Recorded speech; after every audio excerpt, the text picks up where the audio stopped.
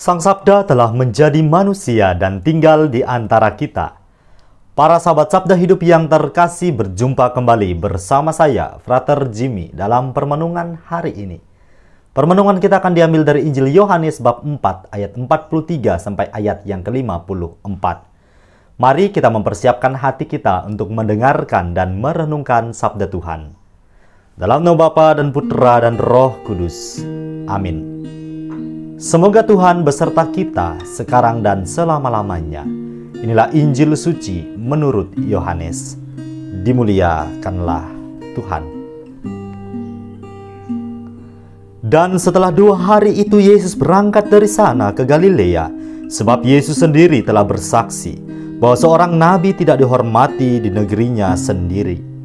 Maka setelah ia tiba di Galilea, orang-orang Galilea pun menyambut dia, karena mereka telah melihat segala sesuatu yang dikerjakannya di Yerusalem pada pesta itu, sebab mereka sendiri pun turut ke pesta itu. Maka Yesus kembali lagi ke Kana di Galilea, di mana ia membuat air menjadi anggur. Dan di Kapernaum ada seorang pegawai istana, anaknya sedang sakit.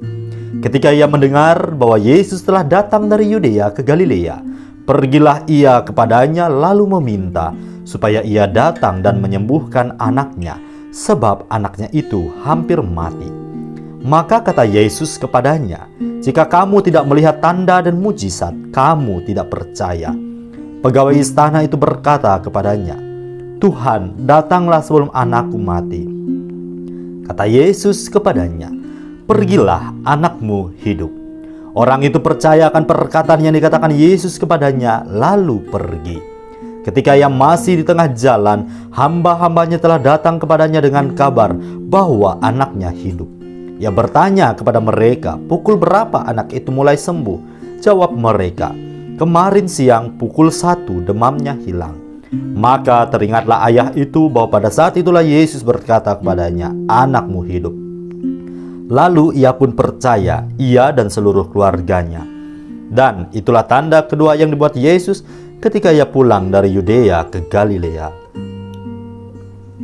Demikianlah sabda Tuhan. Terpujilah Kristus. Para sahabat Sabda Hidup yang terkasih, bacaan Injil yang barusan saja kita dengarkan menceritakan perihal Tuhan Yesus yang menyembuhkan anak dari seorang pegawai istana.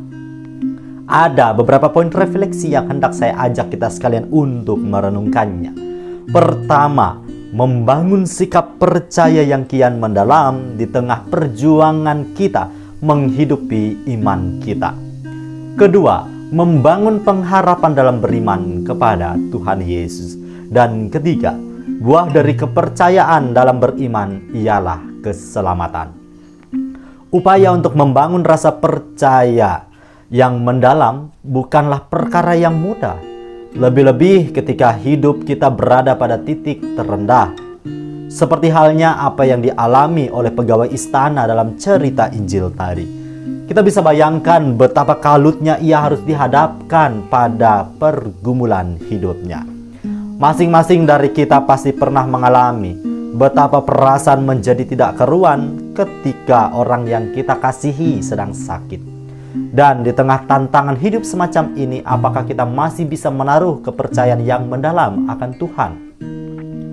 Menjadi hal yang luar biasa diperdengarkan kepada kita bahwa si penjaga istana tadi tetap menaruh kepercayaan dan pengharapan bahwa Tuhan Yesus dapat menyembuhkan anaknya.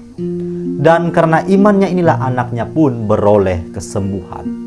Disinilah kita dapat melihat bahwa buah dari hidup beriman yang disertai dengan kepercayaan dan pengharapan yang mendalam akan Tuhan ialah keselamatan.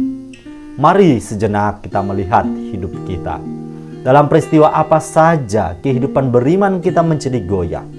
Ketika kita goyah, apa yang kita kerjakan untuk kembali memiliki rasa percaya yang penuh dan kian mengokohkan iman kita?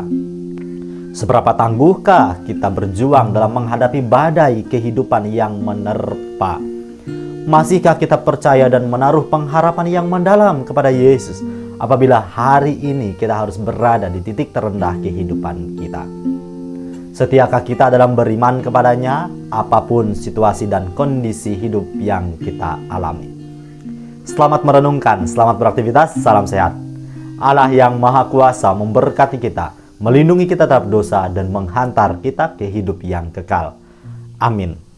Dalam nama Bapa dan Putra dan Roh Kudus. Amin.